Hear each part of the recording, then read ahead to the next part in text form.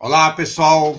Boa noite, bom dia, boa tarde para quem estiver vendo nossa gravação. Começando mais uma talk show. Vou repetir essa parte. Começando mais um talk show Boas Impressões, na nossa série de Embalando a Economia. Hoje, com o nosso convidado falando sobre tecnologia de impressão, estado da arte e tendências, e nosso convidado que eu vou apresentar em detalhes para vocês, é o nosso Aislan Baer, da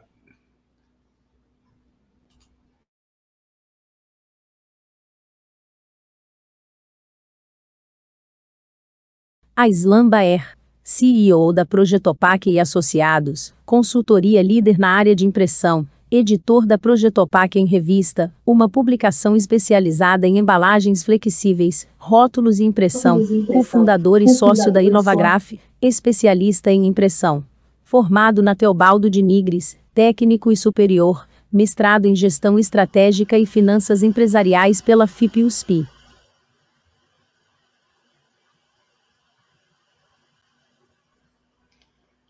Ok, com vocês aí o nosso professor José Pires, o coordenador do programa, o apresentador do programa, Robson Xavier de Carvalho, da Cor e Processo, e o próprio convidado, Aislan Baer. Tá? Professor, é com você.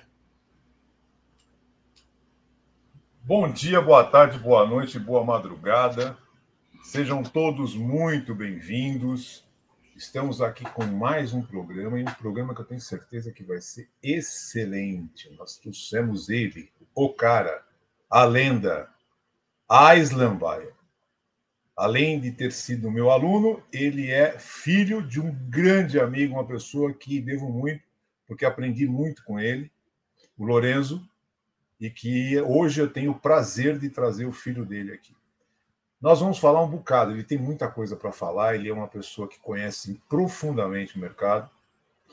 E comigo está, sem dúvida nenhuma, Robson. Robson, é com você. Bom dia, professor, bom dia a todos. Aislan, obrigado por você estar aqui com a gente. Outro dia a gente trouxe o King Kong e hoje está aqui a Godzilla. Na minha série Monstros da Embalagem, Godzilla está conosco hoje. Muito obrigado e vamos em frente. Então, cara, nós trouxemos... o que ele entende de gráfica é impressionante. Ele está formando uma dinastia de peritos em artes gráficas. Exatamente. E ele vai falar um pouquinho. Nós vamos tirar tudo que a gente puder dele. Nós temos uma hora aqui para conversar e tirar tudo que a gente puder dele e entender melhor. Mas também é assim, né, cara? O cara tem o DNA do Lorenzo. Então, não vale a pena nem comentar, né, cara? O cara tem o DNA do Lorenzo. Lorenzo é simplesmente o cara que trouxe, que montou o Senai. Ele e Bruno Cialano foram os caras que montaram o Senai. Então, vou falar o quê, né? Não tenho o que falar, não tenho o que dizer. Aislan, a minha pergunta é o seguinte, né? Primeiro, você é o cara que mais entende de flexografia, do negócio de flexografia. Já começa assim. Como é que é isso aí? Como é que você está enxergando flexografia hoje? Como é que é isso? É com você. Bom, obrigado aí pelo convite, pela analogia com o Godzilla, só lembrando que o Godzilla, o King Kong era um incompreendido, tomava tiro lá, assim que o Godzilla não, o Godzilla... Obrigado aí pela comparação, viu? Não, olha, Flexo é um mercado que eu me apaixonei desde que eu saí do Senai, né? Porque eu acabei passando por todos os sistemas gráficos, a gente tem cliente de consultoria praticamente em sistemas, inclusive, pouco conhecidos, né? Mas a Flexo, para mim, é o sistema mais desafiador, é aquele que é mais conectado com o conhecimento do operador, né? Então, por mais que se automatize, né? Você precisa de um conhecimento horizontal da indústria gráfica, né? Desde a pré-impressão até a aplicação, substrato, etc. Então, isso exige demais do profissional gráfico, né? E eu gosto de desafio, né? Bom, como você descreveu, filho do senhor professor Lorenzo Bayer, né? Então, desde cedo eu tive uma cobrança, uma exigência plus, né? Isso está no DNA, né? Eu gosto, realmente a Flexo é um sistema intrincado, né?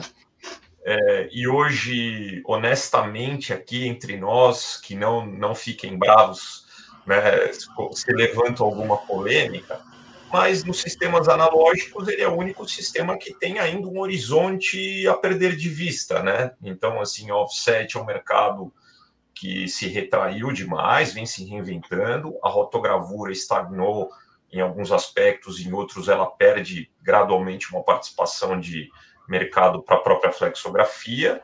Os sistemas digitais, por tudo que a gente vê hoje, lotes menores, lead times praticamente imediatos, uma série de tendências aí que exigem uma impressão mais versátil e sob demanda.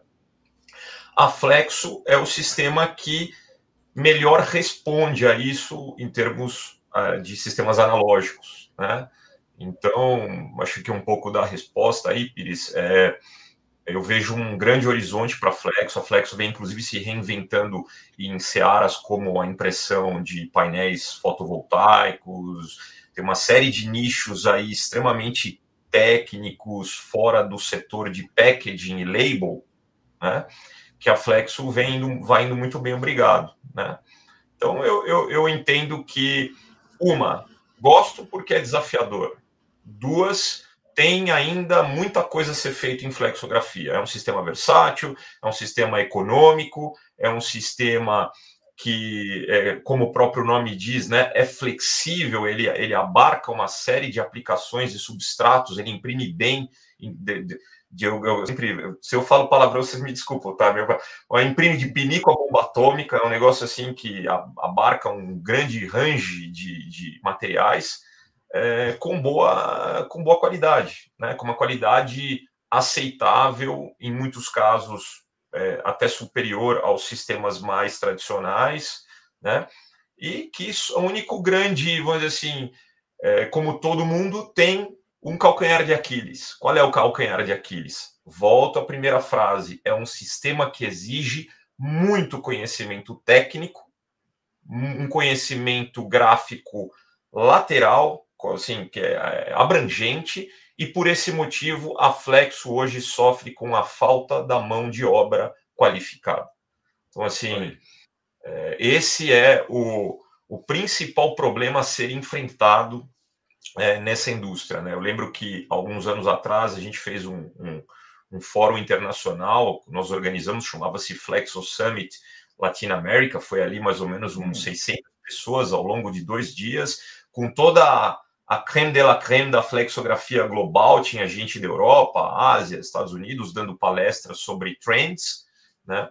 E a minha palestra que fazia, vamos dizer assim, o desfecho do evento, né, era Indústria 4.0 e Operador 0.4. Então, esse era o resumo do que a gente enfrenta hoje na Flexo. É um excelente grau de automação, de evolução tecnológica, mas ainda temos um impressor que, com 4 ou 5 meses, colocado na empresa pela primeira vez, vai assumir uma máquina de alguns milhões de reais, sem nenhum treinamento, sem nenhuma formação e, o mais crítico, sem o básico background gráfico. Que um cara desse vai ser colocado à prova num sistema tão sofisticado e tão complexo quanto a Flexo. Então, esse é o grande desafio aí global, né? Nossa, você tem toda a razão. Nossa, eu adorei esse tema de 4.0 com operador de 0.4. Excelente. Robson, com você. Foi isso aí. Aisan, é bem verdade o que você disse sobre a mão de obra. A gente tem uma falta enorme. Eu acho que as escolas não dão conta de formar tantas pessoas, mas eu vejo também pouco interesse das pessoas em estudar. Eu não sei se isso reflete o momento social nosso, questão familiar e mídia e bombardeio de coisas efêmeras e eletrônicas, mas enfim, você na Projeto PEC, você tem uma excelente mão para escolher equipe. Cara, são só as pessoas de real excelência que estão lá ou passam por lá. A gente vê isso, né? Sendo amigo de você, de outras pessoas, a gente percebe só os caras de altíssimo grau. Como que é escolher essas pessoas? E eu acredito que em alguns momentos você deva dizer não, porque deve estar cheio de gente que bate na porta e fala: olha, Projeto PEC, eu estou aqui, me dá uma abertura. Como que é essa vivência tua aí com as pessoas? É uma excelente pergunta, Robson. Assim, efetivamente recebe muito currículo, né? E gente querendo fazer consultoria. Acho que aí o Pires também não me deixa mentir que consultoria é uma coisa é você conhecer o sistema, o processo, o mercado em que você está inserido. A outra é você ter a capacidade de assessorar, sabe? Então, existe toda uma metodologia, existe todo um leque de outras habilidades, rapidez de diagnóstico, uma visão mais sistêmica, uma série de coisas que efetivamente exigem, se o cara, imagina um gráfico, né, que mandou o currículo para uma gráfica tradicional e mandou para o Projeto OPAC. É um outro tipo de triagem. Muitas das vezes eu prefiro alguém que tenha uma visão um pouco mais de gestão e menos do especialista, porque a parte especialista nós treinamos, a parte especialista nós formamos, né? O que é mais difícil formar é alguém que tenha uma visão macroscópica do negócio, o cara que consiga, justamente porque a consultoria, o grande problema da consultoria é que ela não pode ser parte do problema, certo, do cliente. Ela não pode se enveredar tanto na operação a ponto de padecer da mesma cegueira, né? Então, respondendo, né, eu tenho um pouco de sorte, né? Também um pouco eu acho que a gente vibra uma energia boa, então acaba atraindo, né?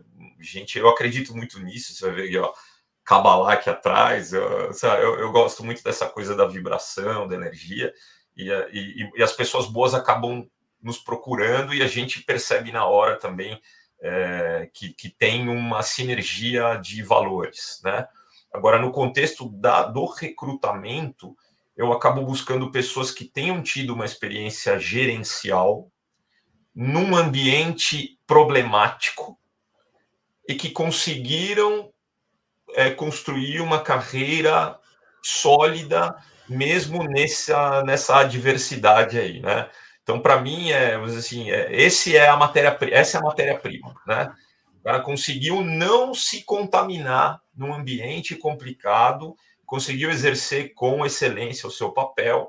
E aí eu falo, bom, legal, esse background me interessa, venha cá, deixa eu entender de onde veio, o que você conhece, tal. Eu falo assim, ó, meu amigo, seguinte, ó, legal, bacana, você tem toda a matéria-prima. Agora, vamos esvaziar esse copo que o assunto é outro, né? Porque aqui eu não tenho especialistas de sistema específicos. Eu tenho especialistas gráficos, porque a maioria dos nossos clientes tem mais de um sistema gráfico.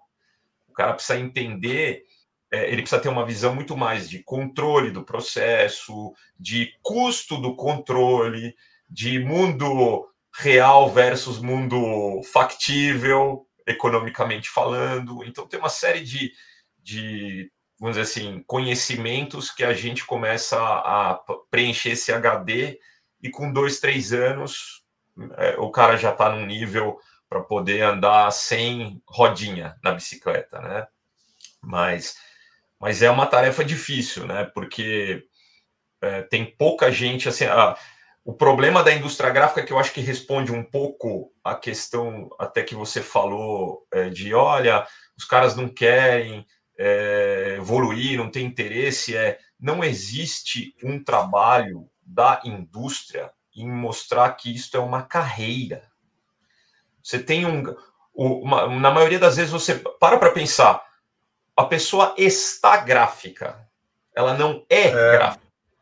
Ela está gráfica. Então, assim, a falta de uma iniciativa coordenada de mostrar o potencial da carreira, todo mundo está olhando no curto prazo. E no curto prazo, você não enxerga o potencial e você se desanima rápido, né? Assim, putz, ok, eu posso ir até lá, mas ninguém me mostrou. E aí, se ninguém mostra isso no começo, inclusive, nos primeiros passos, né? Assim que a pessoa sai da escola e arruma o primeiro emprego, o primeiro estágio, se a indústria não tem essa sensibilidade de mostrar até onde o cara pode ir, fica difícil ele fazer isso por conta própria, porque ele é inexperiente e já ele não vai ter mais nem tempo para pensar nisso. Vai saindo. E o problema também, eu gostei demais da sua colocação, cara. Gostei demais. Porque é isso, eu passo por isso também. Às vezes eu contrato, eu tive já mais consultores trabalhando na JP, mas consultores que esperam que as coisas cheguem, que é como se estivesse numa empresa que olha, agora você faz isso, agora, porra, consultor não é assim. O consultor está sempre lendo. Eu tinha consultores que o cara não lia 2 livros por ano. Quando o cara não lê 2 livros por ano, esquece, não quero mais isso aqui. Entendeu? Não, obrigado. Legal, né? Se você não tem... Eu tenho 2 livros, estou aqui, ó. Esse aqui eu comprei lá na Feira do Livro. Tá vendo? Aprendizagem. Né? Estou aqui. Esse daqui é um dos 2... são 3 livros ao mesmo tempo. Você tem que estar lendo. Você tem que estar se atualizando. E esse é um problema que a gente tem. O cara do mercado gráfico, é impressionante, umas coisas que acontecem no mercado gráfico que só no mercado gráfico não dá para entender. Primeiro, é um povo que não gosta de ler. Você trabalha com isso e você não gosta de ler. Isso que você falou é verdade. É muito indústria na cabeça, no seguinte sentido. Eu chego lá, eu bato o cartão, eu trabalho até às 6 horas. Você vai trabalhar até às 8, então eu ganho hora extra. Né? Uhum. E assim, você não pode ficar esperando. Esse é um assunto que a gente trata no programa da Crise. A gente está com uma sede lá na Crise, que diz também o seguinte, que esse livro fala a mesma coisa, esse livro que eu acabei de mostrar para vocês, de aprendizagem ágil. Cara, sua carreira é problema seu. Se você vai para uma carreira, entenda que você vai fazer uma carreira. Eu adorei isso. Eu acho que a indústria tem que falar, mas a indústria tem que dizer para onde você pode chegar. Como vai chegar é problema seu. Você tem que estudar, você tem que buscar isso. É isso que a gente fala lá no programa que a gente está fazendo com a Cris, essa série que a gente está fazendo com a Cris. Porra, fantástico, perfeito, é isso mesmo que a gente pensa, sabe? É isso mesmo. Pô, parabéns, Aizão, gostei demais. Deixa eu te fazer uma outra pergunta aqui. Agora vamos voltar na Flexo. Senão, se deixar, eu vou voar nesse negócio, né? Não vou fazer esse negócio aqui. Como é que você falou um negócio importante que agora porque eu estou com um cliente fora do Brasil e a gente está fazendo umas coisas, falando para eles. Você está dizendo que você tem clientes que não tem uma só. O cara não tem só offset, ele tem offset, tem flexo, tem digital, tem os cambal de Madureira. Como é que você está enxergando essa troca, essa nova visão que o empresário gráfico está tendo que ter para poder sobreviver no mercado, aliás, viver e ganhar dinheiro nesse mercado?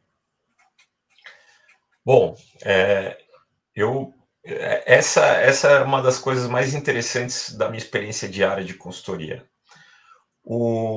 A indústria gráfica, ela demorou anos para assim, pelo menos ter a percepção de que deveria se tecnificar, certo? De que não pode ter achismo, né? Então, assim, ainda estamos lá no primeiros 2, 3 degrauzinhos, mas você já vai numa indústria e você, por exemplo, enxerga que o cara não está mais no papel de pão, investiu num sistema, está coletando dados, está tentando organizar os dados da melhor forma possível para tomar uma decisão gerencial, né? Ainda, de novo, estamos ainda muito incipientes, são muito poucos os gráficos, né, os convertedores que têm dados confiáveis. Portanto, agora estamos na fase de trabalhar a confiabilidade dos dados, a instantaneidade dos dados, porque não adianta você ter dados confiáveis numa planilha de Excel no dia 31 do mês, certo? A Inês já morreu, né? Então, beleza. Confiabilidade e velocidade, para depois ir para a fase da tomada de decisão, né? Beleza. Mas já existe uma percepção. Porém, tudo isso está muito atrasado ainda, porque, na verdade, agora eles já deveriam estar há muitos anos conectados com o que talvez seja o problema que irradia em todas as gráficas, em todos os nichos que nós 4 conhecemos. Eles não sabem a parte financeira, eles não têm gestão financeira, eles não sabem gerir um fluxo de caixa, eles não sabem calcular o custo dos seus produtos, certo? E aí, antes, isso tudo funcionava porque existia uma gordura. Então, quando o cara pegava na etiqueta e fazia autoadesivo vezes 4, vezes 5, cabia. Quando o cara ia na embalagem flexível e pegava a resina e fazia vezes 4, vezes 5, ok, existia uma gordura. Com toda a dinâmica dos mercados globais, com uma cada vez mais acirrada competitividade, com o entendimento dos vetores de custo dos seus clientes, essa gordura ficou isso aqui, né? 0, se o cara errar na mão, né? E o errar na mão não sei, põe um preço aí um pouco mais alto, não vai vender. Não sei, põe aí metade do concorrente, vai quebrar. Então o cara está numa sinuca de bico, né, de precificação que está atrelada ao conhecimento do seu custo e do seu setor financeiro. Isso é em todos os setores, né? Então eu entendo assim, se por acaso eu desviar muito, Pires, você me corrige, porque Alzheimer hoje está foda, né? Então, 2 Covid nas costas, cara, a memória já foi. Mas então o ponto o que eu vejo no dia a dia, assim, na consultoria, os caras estão numa bifurcação perigosa, né? De formação de preço de venda no chute, formação de preço de venda através da sua realidade, e eu diria mais. Hoje não existe gráfica, o setor imprimir é um adereço. Nós somos indústrias como, por exemplo, vamos para a área de magazine aí, né, de varejo. O que aquilo é? Um banco. Você está financiando os clientes. O que é uma gráfica? Praticamente é um banco. É como tudo virou um negócio onde o componente financeiro é muito preponderante na operação. E aí, hoje as gráficas estão extremamente desconectadas disso, né? Não sabem comprar, né? Então não fazem a conta do seu, vamos dizer assim, do seu ciclo de caixa. Então, assim, vai fazer um financiamento de cliente, compra a matéria-prima 28,35 e vende a 120. É um negócio que não tem, é inexorável. Quem não tem hoje o controle financeiro na ponta da unha vai quebrar, né? Então, me volta aí, nós falamos... Aí a pergunta é o seguinte, nós voltando, isso daí é importante, eu quero até voltar nessa história, mas nós estamos falando sobre o seguinte, há muita gráfica operando de maneira híbrida. Eu tenho offset, eu tenho Perfeito, digital, perfeito. Né? Perfeito. Era todo esse papo é o seguinte. Aí você imagina o cara que não tem a capacidade de finanças com 2 ou mais sistemas, com dados não confiáveis, não em tempo real, tentando decidir qual é o sistema mais econômico para aquele cliente, aquele produto e aquela tiragem. Então, você está colocando uma camada de sofisticação em cima de um negócio que está pendurado num palito, certo? Então, vamos para o exemplo do setor label. O cara tem digital e o cara tem flexo. Ah, e o digital é melhor porque é mais rápido, porque o lote é pequeno, etc. Mas será que a perda vamos dizer assim, é próxima de zero, mas será que é mesmo? Será que você está fazendo a conta corretamente? E vice-versa, né? Não tô, assim, até para o cara do digital não ficar chateado. E vice-versa. Não, esse lote é um lote de flexo, tem a tiragem, etc. Mas será que é mesmo? Né? Então, o que eu tenho visto é importante ter uma solução integrada, né? As tiragens e as características dos produtos exigem sistemas diversos, desde que, né? Fazendo o link então da resposta e corrigindo meu Alzheimer, certo? Desde que o cliente, ou o convertedor ou a gráfica tenha conhecimento dos números, das perdas, no tempo correto, com o grau de confiabilidade adequado e com a competência de precificação ideal para que ele não cometa erros e coloque trabalhos que originalmente eram em sistemas analógicos ou digitais, ou do analógico tipo 1 para o tipo 2, de uma forma errônea e piore a situação, né? Então, eu tenho clientes que têm rock flexo, eu tenho clientes que têm flexo digital, eu tenho clientes que têm offset flexo. O que eu percebo tá todo mundo entrando na onda dos axiomas dos vendedores de máquina. Essa máquina é para isso, essa máquina é para aquilo, mas o cara não tem os dados. Então, assim, não adianta nada, né? Eu vejo isso na unha, em vários e vários clientes de vários e vários setores.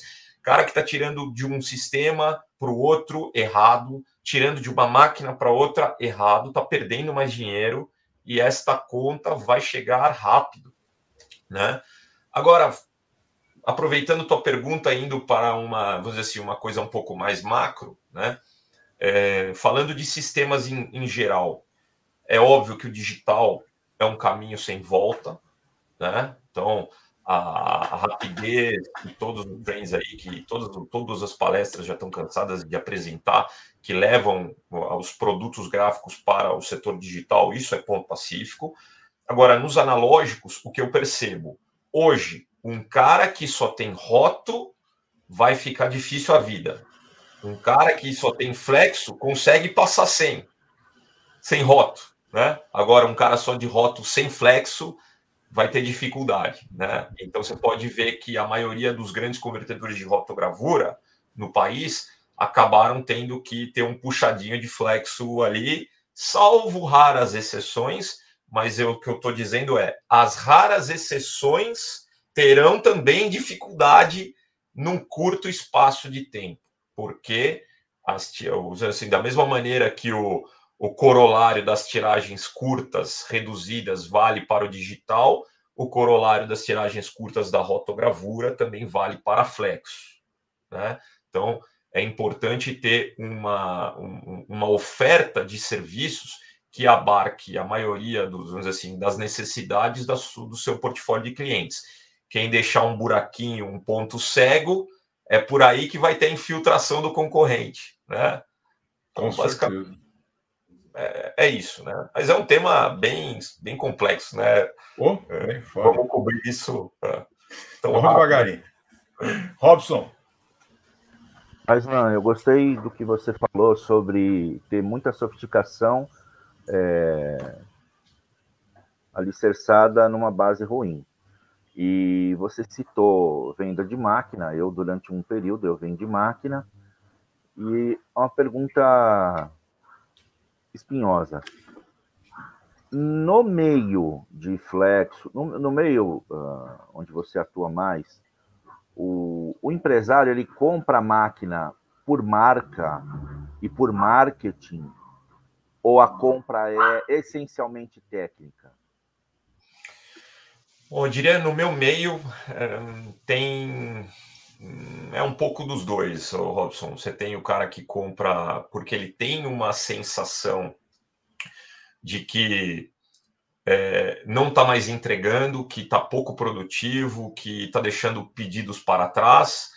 E como ele não tem, eu vou voltar, eu vou ser chato, como ele não tem os dados, e quando tem, não são instantâneos, e quando tem dados instantâneos não são confiáveis, por exemplo, faz uns 20 anos que eu falo para a indústria gráfica sobre OEE, Cálculo de Eficiência Global do Equipamento, né? A maioria até hoje, 2022, dia 11h33 da manhã, e os caras não têm, são muito poucos, né?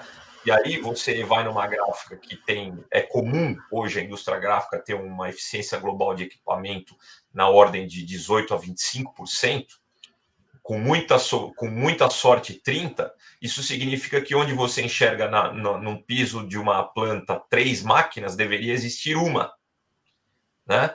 E toda a infraestrutura necessária para pilotar 3, quando na verdade você deveria ter uma. É por isso que essa galera quebra, né?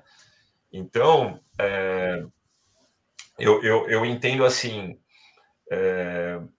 hoje essa questão da compra de máquina, sem o entendimento claro do seu índice de produtividade, sem o entendimento claro do seu TCO, Total Cost of Ownership, ou seja, não é só o valor da máquina, mas toda a infraestrutura necessária para fazer a máquina rodar dentro da sua especificação original, tudo isso ninguém faz essa conta. Então, eles não fazem a conta, Aisman, de quanto é o projeto para comprar uma máquina. aí. Eles veem quanto custa a máquina, mas eles esquecem todo o resto que tem atrás.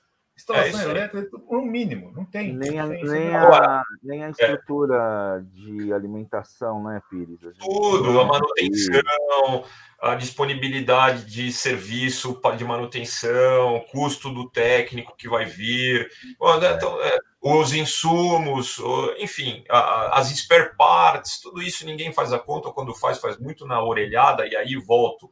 Num setor onde um cara que tem um EBITDA de 6 a 8 tá batendo a mão e fazendo festinha, não dá mais para comprar máquina desse jeito, né?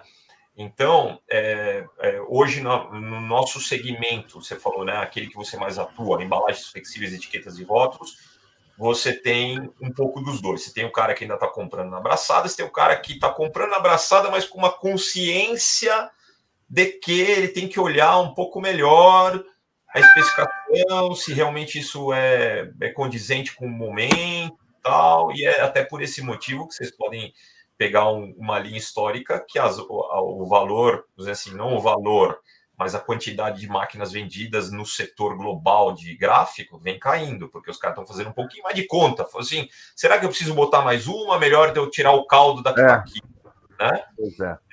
E aí, um ponto que você ou o Pires falaram aí que é importante botar na discussão, que é o lance de compra por marca, né? De novo, né? Tem que só tomar um pouco de cuidado. Existem 2 compras por marca, né? De máquina.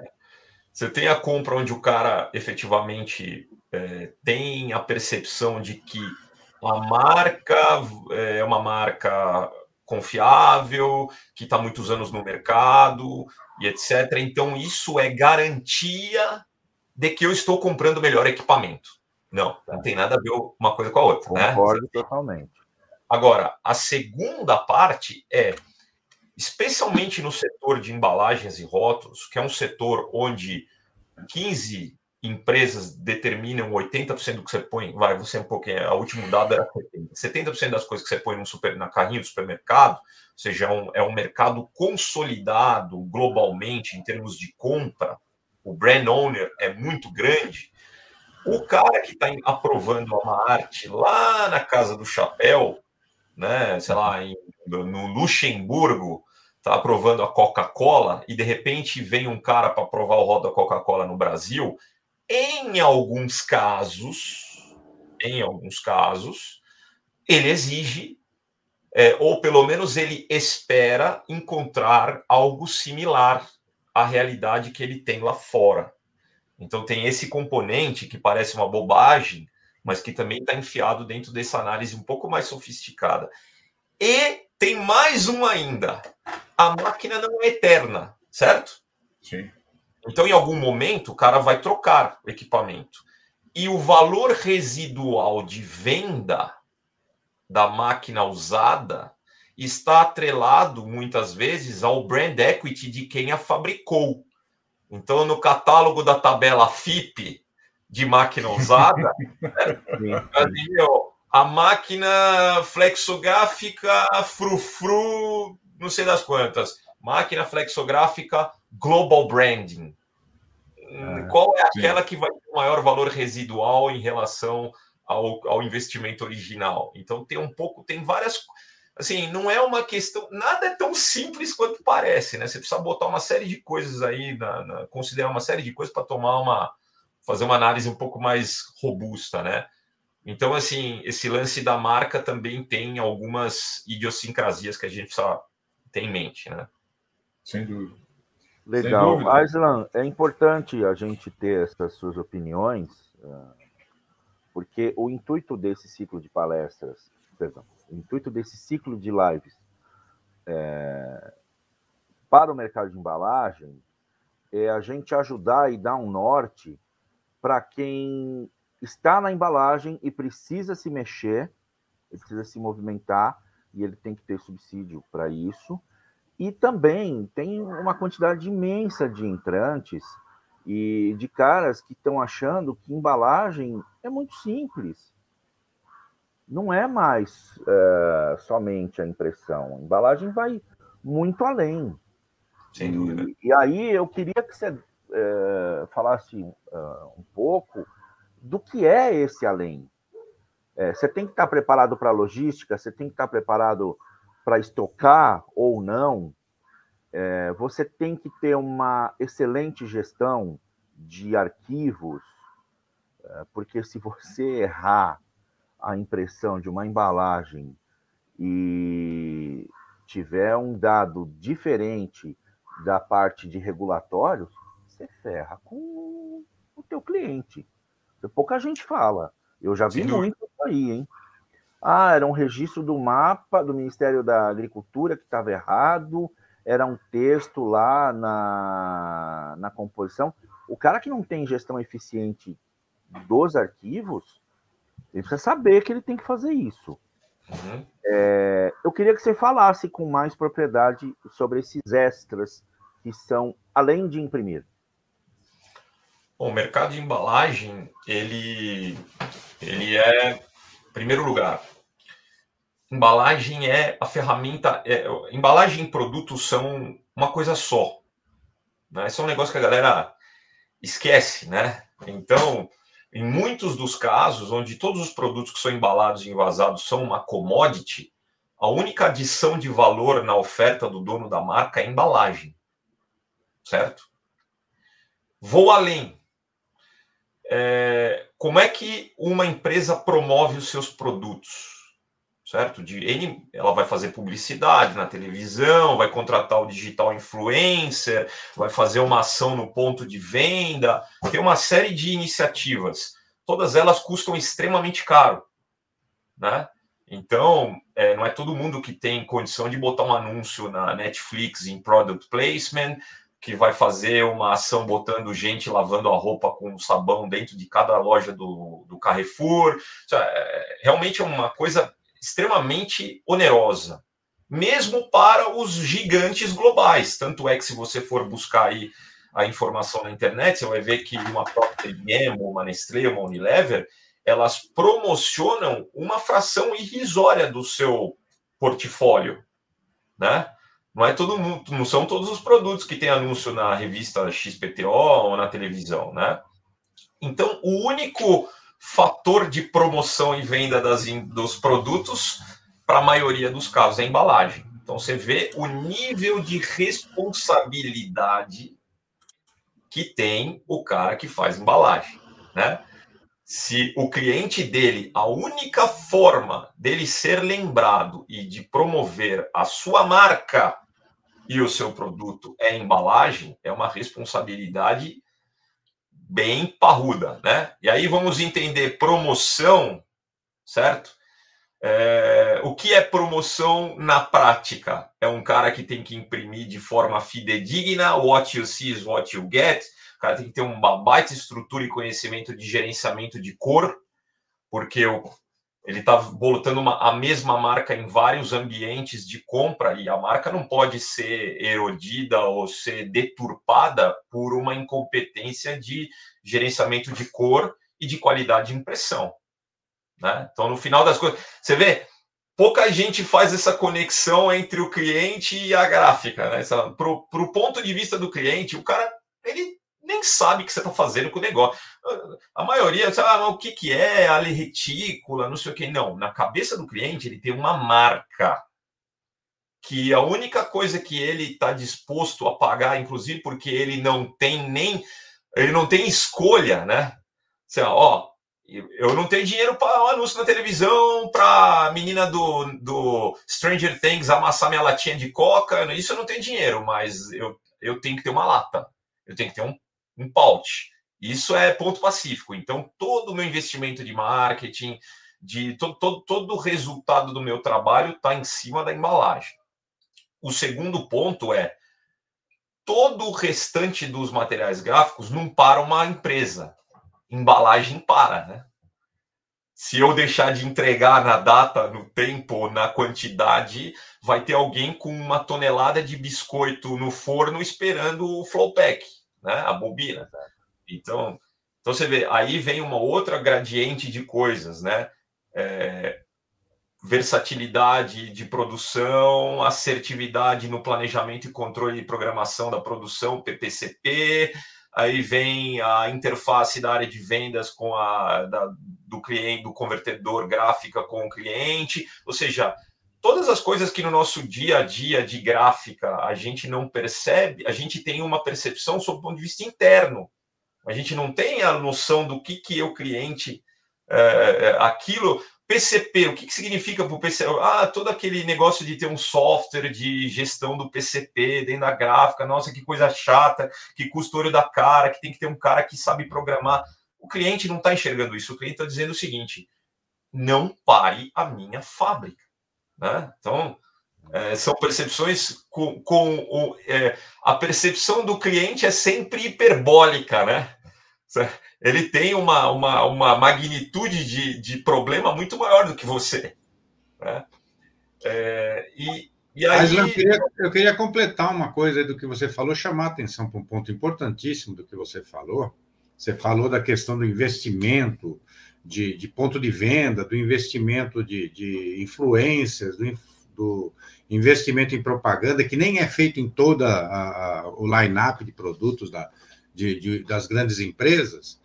Mas eu queria chamar a atenção dentro do que você falou, eu acho que você falou já subentendendo isso, mas eu queria chamar a atenção dos nossos seguidores aí, da audiência, pelo seguinte: mesmo investindo em influenciadores, mesmo investindo em propaganda, mesmo investindo em ações de ponto de vendas, em eventos,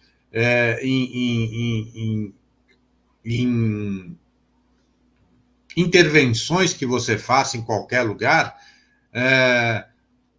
o que conecta qualquer uma dessas ações com a venda efetiva é mostrar a embalagem para o cara ir lá na gôndola e comprar a embalagem correta.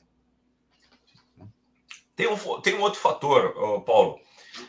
Quando você vai para... A embalagem é uma mídia, certo? Então, nós estamos falando que ela é o grande porta-bandeiras aí da marca, certo? Todas as outras mídias que uma pessoa é exposta ao longo do dia, ela tem a opção de escolher querer ou não ser exposta. Eu estou assistindo um anúncio no YouTube, o meu pequeno lá de 7 anos, ele não tem paciência para aquele anúncio de 2 segundos, ele já vai lá e fecha a janelinha. Você vai lá assistir Netflix, você não quer, você não quer a TV que tem o anúncio no meio. Você recebe um folheto embaixo da tua porta, você nem rasga, nem abre a carta, rasga e joga no lixo. Agora, a embalagem é um cavalo de Troia, certo? Ela vai dentro da tua casa e você não dissocia ela do produto. Então, ela tem um grau de importância enquanto mídia muito mais interessante, sério, complexo do que todas as demais, né? Você não vai fazer zap na embalagem com controle remoto, eu não quero, só quero o que está dentro. Não, senhores. Né? Então, tem muita coisa envolvida nessa questão, né? E aí, respondendo ao Robson, né? Você vê que eu vou lá na casa do cacete, depois eu volto, né? Mas o ponto é, o convertedor, né? O cara que está entrando, né? Se ele não tem uma noção, começa por aí, do grau de importância estratégica da embalagem, ele não vai ter a seriedade e o compromisso de ajustar seus processos internos para atender a esta indústria. E ele vai tomar na tarraqueta rapidamente, certo? Não sei o que, eu parei minha fábrica. Amigo, você tem noção que a sua parada de fábrica vai fazer eu jogar X tonelada de carga no lixo? Não. Tchau. Aqui você não volta nunca mais. Mas eu mandei uma bobina e tem uma pequena variaçãozinha no lote, mas vamos negociar. Amigo, você vai comprar 10 milhões de unidades de sabão em pó? Não. Então, tô te devolvendo, toma aí. Mas eu mandei com um pouquinho de retenção de solvente a mais e talvez modifique a propriedade organoléptica do seu cream cracker. Quando o cara botar na boca, ele vai sentir um gostinho, mas não pega nada. Amigo, eu recebi uma reclamação no Reclame Aqui de um consumidor que comeu um cream cracker e sentiu um sabor estranho e está me processando. Vou te mandar a fatura, Tó. Então, assim, o grau de importância e de tecnicidade que está envolvido na área de embalagens não tem precedente na indústria gráfica. O resumo da resposta, Robson, não existe nada equiparável. Portanto, se o cara está entrando na embalagem, o cara acha que é brincadeira, já a conta vai chegar rápido, né? E aí volta a pergunta do Pires. Numa indústria onde o EBITDA é de um dígito e o cara está dando a mão para o céu, ele tomar uma devolução, ele está quebrado. Nunca mais ele se recupera. Né? Porque a partir daquele momento, vamos já, entrei no setor de embalagem, tal, e faz, e lindo, e maravilhoso, tomei uma devolução. Foi o lucro do ano, ele vai começar a pegar dinheiro, vai ter um descompasso, vai ficar refém do setor financeiro, e o negócio é uma bola de neve do qual o cara, o final nós já sabemos, né? RJ, quebrar, então, eu acho que a resposta é, no setor de embalagens, a complexidade, o grau de importância e as interações entre a embalagem, o produto e o consumidor final são tão sofisticadas que não é uma brincadeira, como, vamos dizer assim, no sentido de não se compara. A gráfica faz outra coisa e passa a fazer embalagem, que é natural, né? Todo mundo vê embalagem como a estrada de ouro lá do Mágico de Oz, né? Fala assim, eu tô me ferrando aqui, a embalagem é lindo e maravilhoso. E tem que entrar sério, não dá para entrar fazendo graça. Muito bem. Pô, legal isso. Adorei a sua colocação. Agora, eu vou aqui. Antes de eu fazer essa pergunta, Robson, você quer perguntar mais alguma coisa? Pergunta, porque depois eu vou perguntar um negócio diferente. A embalagem como mídia, eu nunca tinha ouvido isso antes, Aizan. Eu nunca tinha ouvido de ninguém. A gente faz uma palestra só sobre isso. Embalagem como mídia estratégica. Ela é a maior mídia do mercado. Cara, isso é fantástico. Vai lá vamos dizer assim, e outra, o que a gente defende, né? Todos os outros você escolhe ser exposto. Embalagem não. Eu queria só falar uma coisa aqui. Eu fui superintendente da Integral Médica, né? Fui diretor superintendente da Integral Médica. Isso que você está falando, Weisman, tem uma importância tão grande, porque a gente faz conta, né? A gente faz conta. Como você, eu sou financista, você sabe disso. E quando eu era superintendente da Integral Médica, a gente estava lançando um produto que era para ir para o varejo. E aí nós recebemos uma campanha de uma agência do sul do país, muito boa, por sinal. E ela fez uma campanha para a gente lançar o produto numa determinada... Não era na Globo, porque a Globo não dá para pagar. Embora o custo unitário fosse menor, nós não tínhamos dinheiro para pagar a Globo. Daí ele sugeriu pagar outra companhia. Não vou ficar falando o nome aqui de canais, né?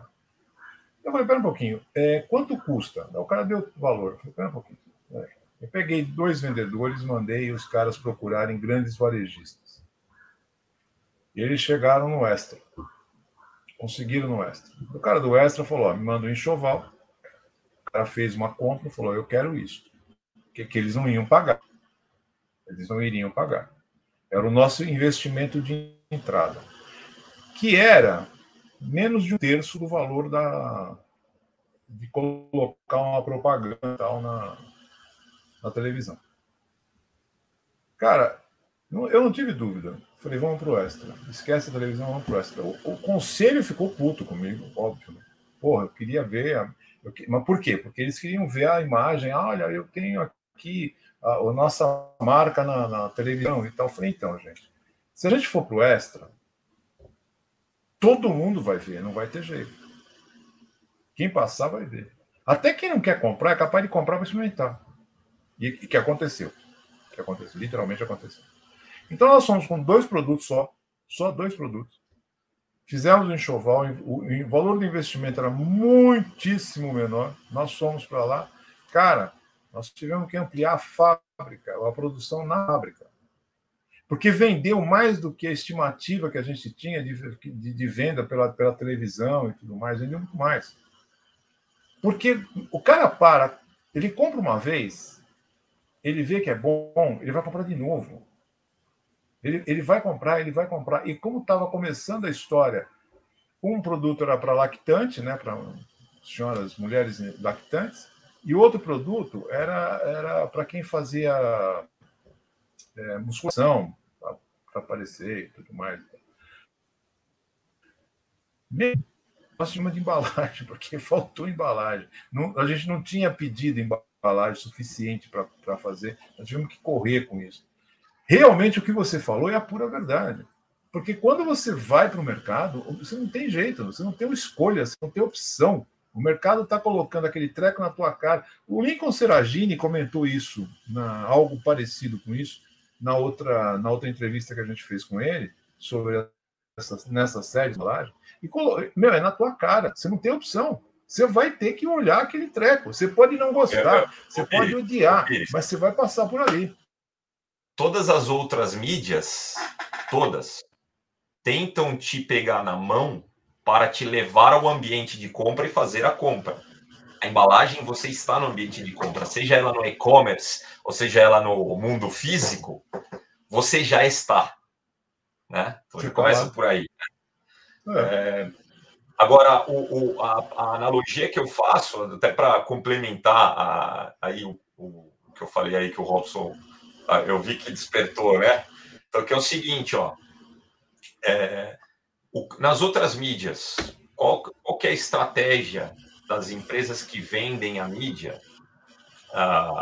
Por exemplo, vocês sabem que eu tenho uma revista, né?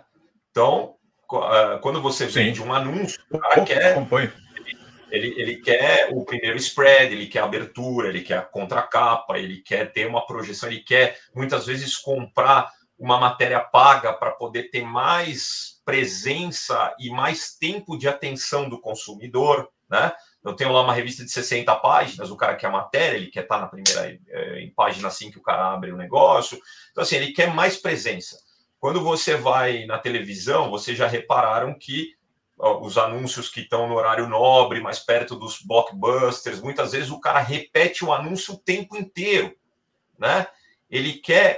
todo mundo está disputando mais tempo de atenção, né? Inclusive, se vocês quiserem aprofundar o estudo, Economy of Attention, né? Economia da atenção, né? Agora, e no supermercado, quando o cara vai lá, vai uma Mega Unilever, Nestlé, Procter, e o cara compra uma food tech, uma empresinha lá de comida, não sei das quantas, desse tamanico, que muitas vezes está deficitária, não tem nada a ver. Será que a maior parte da decisão estratégica que está conectada à compra daquele cara nossa, o cara sabe fazer um cookie como ninguém, ele tem uma nova tecnologia para fazer o cookie que nós não temos dentro da Nestlé, ou sei lá de onde, de quem, ou o cara está comprando espaço de mídia, certo? Assim, você fala assim, olha, eu sou a Coca-Cola, eu tenho aqui uma gôndola, a gôndola é o anúncio, certo? Eu tenho aqui Coca-Cola, XPTO, não sei o quê, eu tenho uma área quadrada ou cúbica de ocupação de X. Putz, agora eu vou botar água, agora eu vou comprar suco, agora não sei o quê. Quando o cara olha e fala assim, nossa, tudo é Coca-Cola. Ele ocupa, assim, a mídia ocupou tudo. Eu não tenho como me desviar. No meu moment of truth lá, né, que o pessoal do marketing fala, né, no momento da escolha, a marca está representada em quase todo o ambiente de compra, né? Então, assim, sem dúvida, a embalagem é um fator muito importante nessa estratégia. Bom, você falou disso, que é muito importante. Nós falamos de técnica, nós falamos de embalagem, da parte estratégica. E o ser humano nesse mundo todo que nós estamos falando de embalagem? E o ser humano no mercado gráfico de uma maneira geral, Aisman? Como é que você enxerga isso? Então, essa tem sido a minha... Eu converso muito com meu pai e essa tem sido a minha... o meu ticum, a minha tarefa de... o meu pecado para pagar, entre aspas, vamos dizer assim, né? Eu estou tentando, desde que eu ingressei nesse mercado, de alguma maneira, trabalhar para formar gente, né? O ambiente, a proposta é outra. Então, quando meu pai veio da Itália, fundou o Senai junto com seus colegas italianos e tal, era uma proposta. Eu tenho uma outra que não se compete, são propostas diferentes com uma entrega parecida, né? Eu acho que as escolas entregam o Teobaldo Nigris, na qual meu pai, além de fundar, eu também me formei, certo? Que fique claro isso, que às vezes eu vejo que a escola não entende exatamente o contexto do que a gente faz, né? Então, é uma boa oportunidade, né, de explicar. A escola te dá um ambiente de aprendizagem ideal, né? Você tem a máquina com a manutenção, você tem a possibilidade de tirar o cara do equipamento para explicar na sala de aula, você tem insumos previamente controlados, você tem tudo dentro de um quase laboratório. Quando você vai para a fábrica, a coisa muda, né? Então, você tem que explicar para o cara na máquina, a máquina que está caindo aos pedaços, o cara que não controlou o insumo, o cara que não tem, eventualmente não teve a oportunidade de fazer todo o colégio que a gente faz junto com o técnico no Senai. Então, o cara que não tem estudo, que muitas vezes não consegue ser um analfabeto funcional. Então, quando eu comecei nessa área com a Projetopac, especificamente falando, eu falei, cara, essa é a proposta que eu consigo entregar. Eu vou me especializar em ajudar as empresas e os profissionais a evoluírem tecnicamente no olho do furacão, né? Então, assim, com a condição deles, com a máquina deles, com os insumos deles, com a cultura deles. Aliás, essa é a grande resposta, Pires. No Senai, a gente é imerso numa cultura de excelência, mas na indústria não.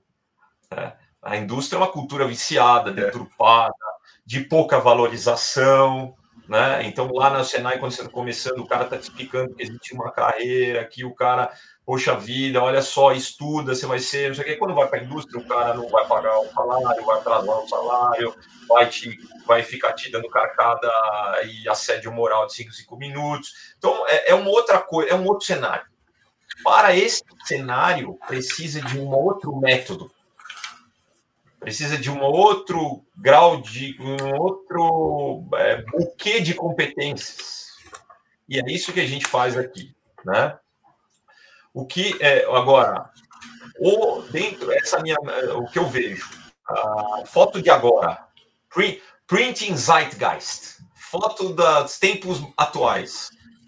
O gráfico não se enxerga como um profissional que tem uma carreira, que tem uma oportunidade, que tem possibilidade de empreender, que tem, ou seja, ele tem uma síndrome de vira-lata, vamos dizer assim. Né? Ele não é gráfico, ele está gráfico.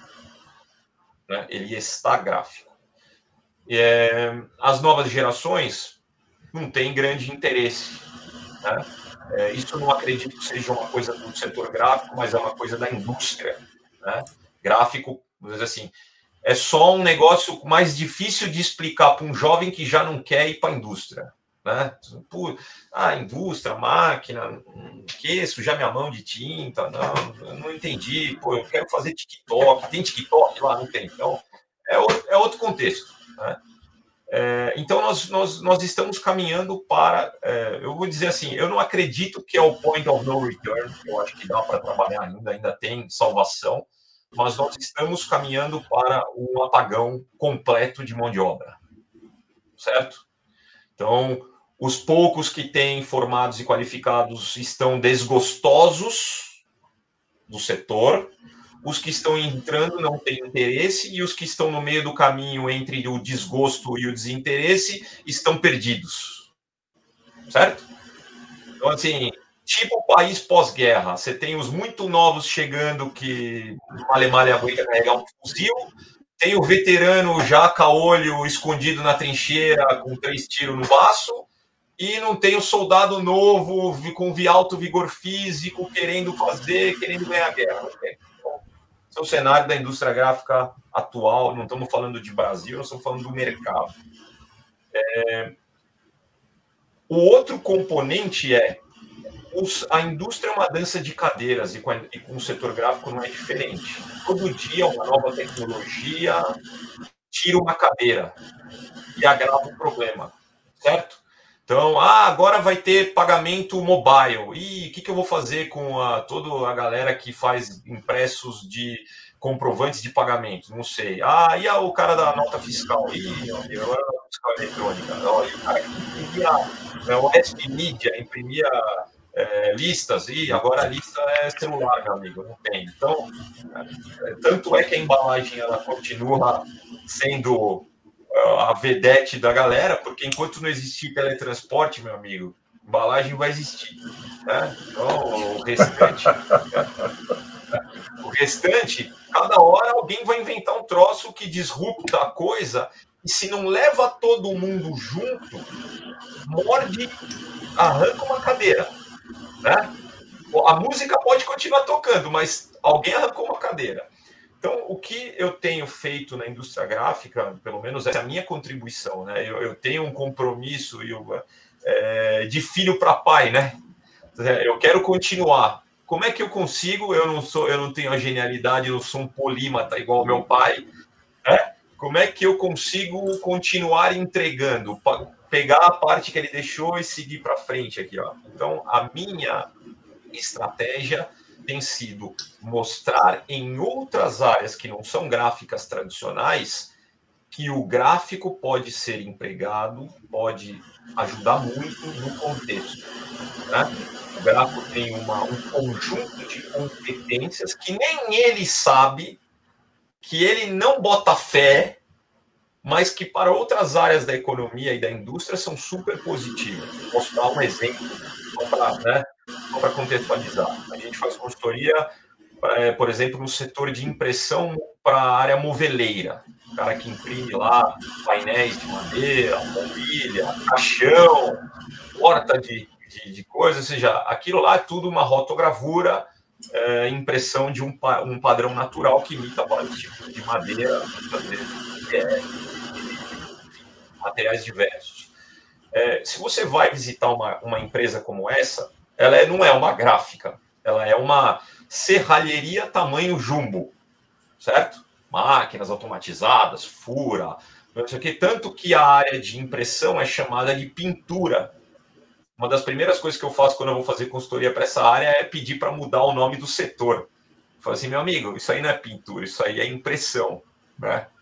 Então, e aí é um choque cultural muito grande, Pires, porque explicar para o cara, assim, meu amigo, olha, é o seguinte, pintura significa que você tem um original, você não está reproduzindo nada, e não é o seu caso, meu amigo.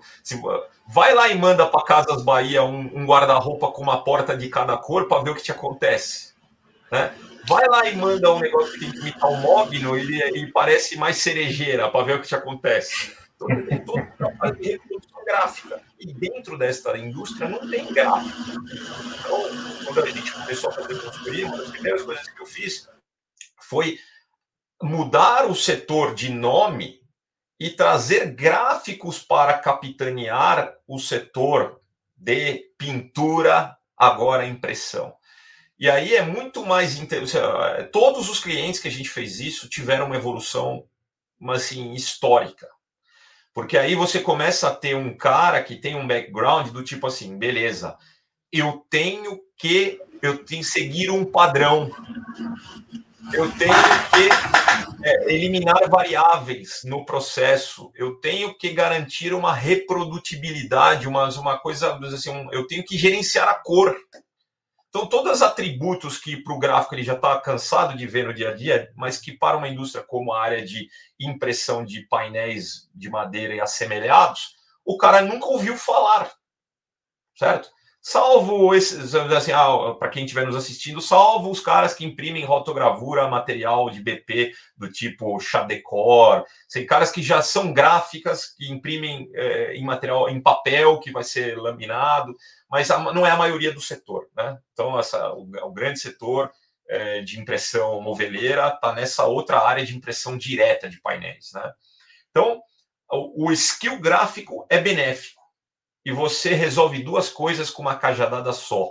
Você aumenta o leque de empregabilidade do profissional gráfico, tira ele da síndrome de vira-lata, onde na indústria convencional ele é mais um número desprestigiado, já naquela linha de tênue entre o desgosto e o desânimo. Só que ele pega e fala assim, olha só quanta coisa você tem para agregar aqui, vem cá, puf, olha só que legal. E, por outro lado, trade-off, ele ajuda o cliente, né? Fala assim, olha só, não sabia que eu tinha que gerenciar a cor, que interessante, olha só o cara tá me falando que agora eu tenho o cilindro de rotogravura que chega, eu tenho que checar, em vez de esfregar a unha no cilindro, eu tenho todo um trabalho de controle de recebimento, de avaliação da geometria, do perfil da gravação. O cara fala assim, não sabia que existia isso, que era tão sofisticado. E aí, quando o cara começa a caminhar para esse lance da reprodução gráfica e do controle, ele começa a ver uma evolução de custo e de qualidade de impressão e, naturalmente, ele se posiciona diferente no mercado. Então, você resolve as duas coisas. Então, como a gente está, enquanto consultoria gráfica, essa eu tenho certeza que não tem nenhuma outra consultoria igual a nossa, no sentido de range de atuação. Eu, literalmente, faço consultoria do cara que imprime o painel solar ao cara que imprime o solado da Havaiana, né? Assim, então, eu tenho tentado mostrar para as duas partes, empresa, mercado e o profissional individualmente falando, que existe um casamento, né, que um pode agregar para o outro, tem um mais um faz 3 aí, né? E tenho conseguido. Tanto que, né, antes da gente começar a gravação, eu dei um spoiler, né? Eu tenho trabalhado para criar o primeiro think tank gráfico justamente para discutir estas questões. Onde vamos colocar os desempregados tecnológicos do setor gráfico? E como podemos evitar que profissionais não se desempregue, ou seja, tem as duas, né? O que, beleza, a Inês é morta, já acabou o formulário contínuo e eu não sei o que faço mais da vida. Vamos pegar esse cara e vamos colocar numa outra área. Mas e o que está no mercado, como é que ele pode não se sentir um vira-lata e explicar para ele que existe uma possibilidade maior de carreira e ele tem que mudar a cultura, né? Ele tem que ler mais do que 2 livros no ano. Ele tem que ter um pensamento um pouco mais sistêmico da coisa. Ele tem que escolher a empresa que ele quer trabalhar e não o contrário, né? Não pode ser um passageiro da agonia como você mesmo disse, a carreira é culpa tua. Não pode ser um passageiro da agonia nesse processo, né? Então é basicamente o que eu tenho visto. Se esses movimentos não forem feitos rapidamente, a gente vai ter cada vez menos cadeira nessa música e ainda com a possibilidade do cara botar calypso como música no negócio das cadeiras. Então, a coisa vai ali, ó. Aí não, né, Aislan? Aí não, né, cara? Pelo amor de Deus, né? Gente, olha, nós estamos aqui já há um tempão conversando. Aislan, esse assunto é um assunto que a gente vai te convidar. Não sei se necessariamente no Boas Impressões, no Papo Net ou do da Cris, fugiu o nome agora. Questão pessoal. Na questão pessoal? Na questão pessoal. Eu gostaria muito de continuar essa história aqui, que é muito bacana. E falar isso com a Cris vai ser ótimo, porque a Cris é especialista nessa área. E a coisa que eu defendo é exatamente isso que você está falando. Eu defendo isso, a gente vem falando isso sobre várias vezes, já falamos sobre isso. Que, primeiro, a carreira é problema seu, mas outra coisa, a gráfica é uma indústria de tecnologia que é tripla. Muito bem, eu queria agradecer muito a sua presença aqui. De novo, dê um abraço ao seu pai. Demais a sua disponibilidade. Eu sei que você é um cara muito ocupado, de verdade, né? É um cara que corre muito, que viaja muito. E eu queria, então, eu vou chamar o Aliás, é por isso que está gravando esse episódio, né? E não ao vivo, né? Por isso que estamos gravando esse episódio, falta de agenda. No domingo. Por falta de agenda. No domingo. Não, antes da macarronada. Eu agradeço o convite. Bom, conheço os três, converso, já participei do Papo Net, falo com o Robson e mando meme para ele semanalmente. Como você disse, fui seu aluno, já conversamos bastante a respeito do mercado, e inclusive trocamos muita figurinha aí nessa parte onde é o teu core business, né? Lembrando, né, não é o nosso é indústria, né? Então, só que é muito louco como as coisas estão interconectadas, porque você vai para o cliente, o cara não sabe fazer preço, e aí o cara acha assim, não, o problema está na fábrica. Assim, não, meu amigo, seu problema é mais para cima um pouquinho, né? Então, é muito louco, né? Assim como eu acredito que acontece o contrário. Você vai lá assessorar um cliente que sabe fazer até relativamente bem o negócio e o cara está perdido na fábrica. Você olha, tá lindo, é maravilhoso. Que talvez a perda que estão te falando não é essa daí, porque a conta não está fechando, né? Deve ser uma via de mão dupla, né? Então, agradeço. Estou com o cliente agora nisso. Então, agradeço também Robson. em nome do Felipe. Robson.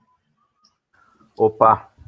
Aislan, excelente ter você com a gente. Obrigado pelo seu tempo, disponibilidade. Paulo Pires, obrigado aqui pela oportunidade da mesa.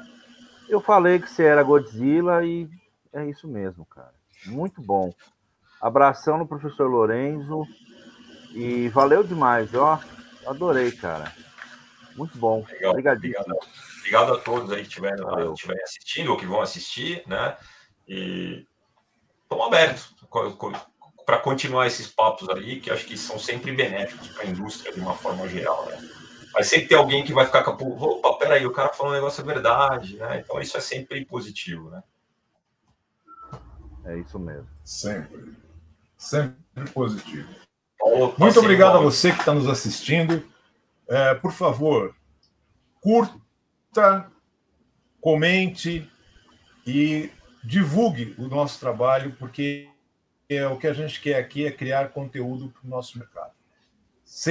Estaremos sempre aqui para isso, criar conteúdo para o nosso mercado. por isso que ele chama Boas Impressões. Obrigado. E nós estamos no Spotify, nós estamos nos streamers de podcast também. É só nos ouvir lá, tá bom? Muito obrigado. Um ótimo domingo a todos. Paulo, é com você. Pessoal, olha, é só monstro aqui, viu? Não é só o Godzilla, não, só tem monstro aqui, viu? Eu quero deixar um testemunho aqui de que num evento que tivemos a premiação do Prêmio Paulista Luiz Metz, né, de excelência gráfica, realizado pela Abigraf Regional São Paulo, eu estava lá como media partner, como espectador da entrega, fazendo a cobertura da entrega, e eu vi o Robson chegando lá, eu estava no final do corredor, ele acenou para mim e veio na minha direção. E esse monstro aí, ele não conseguiu chegar até mim, não, porque pararam ele inúmeras, ele chegou onde eu estava 1 hora depois, já no final do network, né? Então, pois é. Ele chama os outros de Godzilla, de King Kong, mas ele é literalmente um King Kong nas artes gráficas. Como credor, Paulo. Você vê ele andando aqui na multidão lá, ele é um King Kong, viu? Porque o pessoal 126 quilos, né, cara? Um macacão. Bom, pessoal, esse foi mais um talk show Boas Impressões, esse projeto maravilhoso aí do professor Pires, um projeto que já está completando 12 anos de idealização, já lá no Senai, inclusive, começou lá no Senai com o professor, e que foi resgatado agora aqui na plataforma do Papo.net, já com plataforma própria, né? Boas Impressões, procurem lá no YouTube, Boas Impressões, já cai direto no canal do professor Pires. Nas principais plataformas, já estamos em 6 plataformas de podcast, indo para mais 2 ou 3.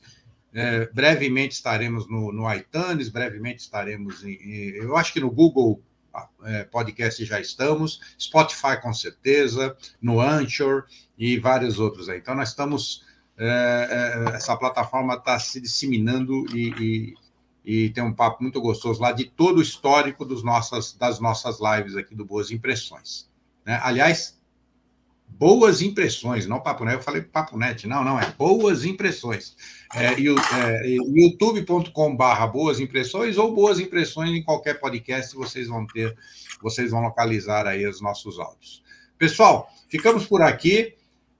Deixem seus comentários, suas sugestões, suas perguntas, nós repassaremos aos convidados aqui e nos vemos aí em 15 dias no próximo Boas Impressões, a qualquer momento no Papo.net, nas nossas várias entrevistas, e não percam os outros programas que nós temos aqui no Papo.net, inclusive agora com um novo programa que é o Prosa de Prelo, onde a gente entrevista as grandes personalidades históricas, as verdadeiras lendas aí do setor gráfico. Nos vemos online. Agradeço mais uma vez a participação de todos, né? Muito obrigado e até a próxima.